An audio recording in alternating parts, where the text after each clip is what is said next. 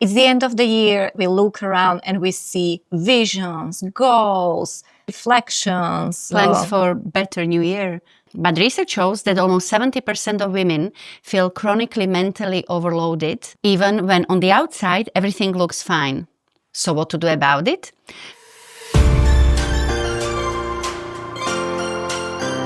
Hi, my name is Anna. I'm Petra. And welcome to our channel. We are going to do the reflection on the past year and what we are going to do about it. Number one, growth doesn't always mean adding more. I'm leaving behind the belief that growth always means adding more projects, responsibilities, anything more. Of course, it's important to constantly try to be a better version of yourself, but as they say, life happens and all kinds of things happen along the way. In your private life or professional life, it's important. But also what is maybe even a little bit more important is to be able to realistically self-reflect and look at your life, professional and private, from a bigger picture. So yes, do your best to be the best version of yourself, but it can be counterproductive to push yourself too much. Everyone has a breaking point, and yes, do your best, but also learn how to take a step back. Pushing harder and still overcoming your limitations is good. Maybe if you're young, you want to learn, but once you become older, you can't push yourself that much or that hard. I've seen so many young people, much younger than me, that they had stroke, heart attack. They push harder through their limitations, and that stress is causing you real problems. So for this year, I said I'm not going to be that hard on myself, because I know now that I am enough, no matter what I do or how I decide to live my life. And therefore, I challenged myself that for the next year, I want to let go of the projects that no longer fulfill my needs or I don't see as a priority? Yeah, priority, or that truly giving me something. They didn't give me as much joy as they used to.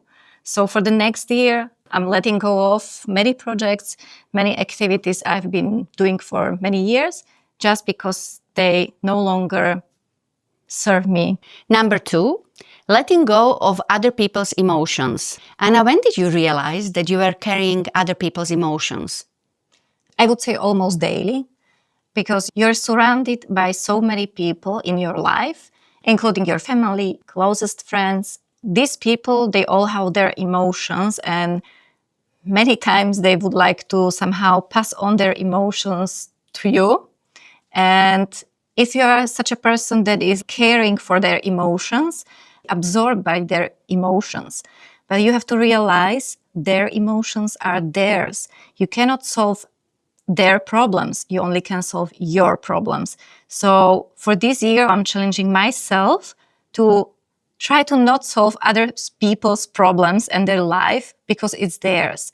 I can only do whatever I can do with my life, my family, my partner, my parents, my friends. So many times I have realized that I feel like I am responsible for other people's feelings or their emotions. Actually, it's not your fault if somebody is unhappy or they're sad or something really bad is happening in their life. It's part of life. And we cannot solve all the problems there are here on this planet Earth. So we can only somehow do whatever is possible for us to be emotional support for them, but not to solve their problems. And I feel like we do have so much in our own lives that by adding up somebody else's problems, it's really overloading us. And how is it for you, Petra?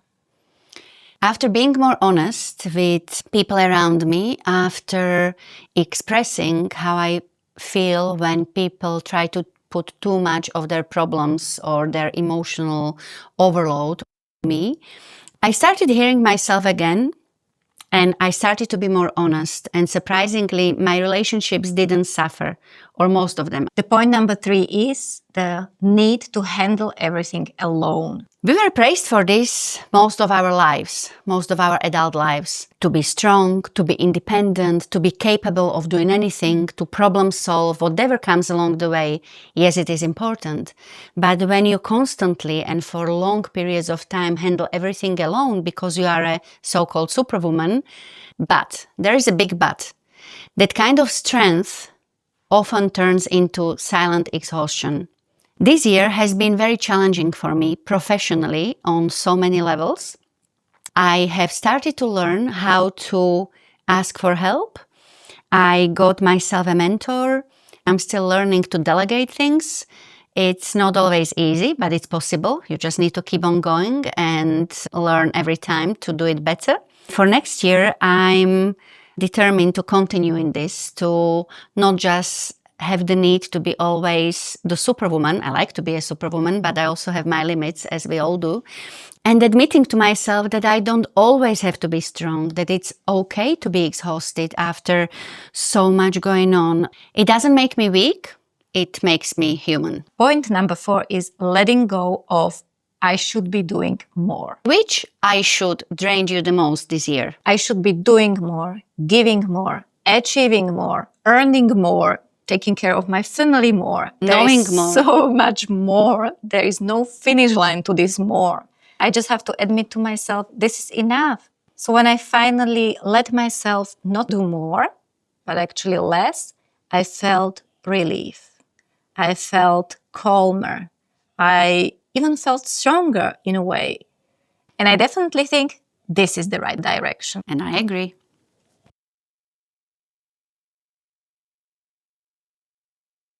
Point number 5, listening to your body. Your body gives you many signals. The important thing is to learn to listen to it and react on the signals your body is giving you. For me, there were quite a few strong signals. On several occasions, I felt very exhausted. I was very irritated. And what was shocking for me was that I lost joy in things that I actually love doing.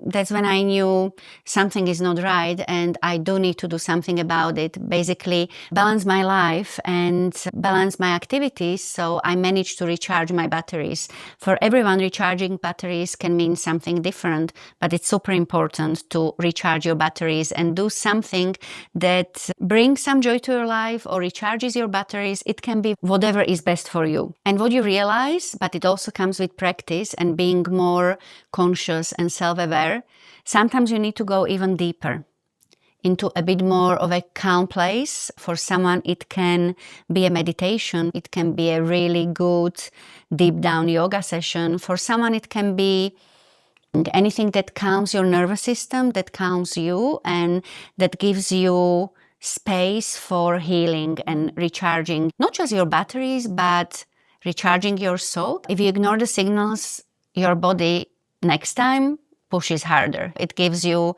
maybe not signals, again, it gives you a lesson you need to learn in terms of a bit more serious illness or extreme exhaustion, or it can even be burnout, which unfortunately nowadays is not that uncommon. So for me, I believe this point is super important, listening to your body and the signals it is giving you. Christmas has always been a natural pause, a time to slow down, step back and reflect. When we finally rest, there is a bit of calm and a space. That's often when clarity comes. Not when we push, but when we take a step back and when we can breathe. It's a symbolic ending, a moment for honest reflection. What worked, what hasn't worked, and what no longer makes sense to carry forward. The new year doesn't have to mean performing more. For some people it's exciting, they always want to do more, push more, and that's okay. If it makes them happy or if they can handle it, it's absolutely fine. For us, this year, for both of us, it's a bit different. It's taking a step back. We are at a stage in life when we choose differently. We consciously decided to let go of what feels heavy, so we can enter the new year by doing less, but with more intention. Doing less is not giving up. It's choosing what truly matters, and that is absolutely okay. See you in the next video. See you in the next video.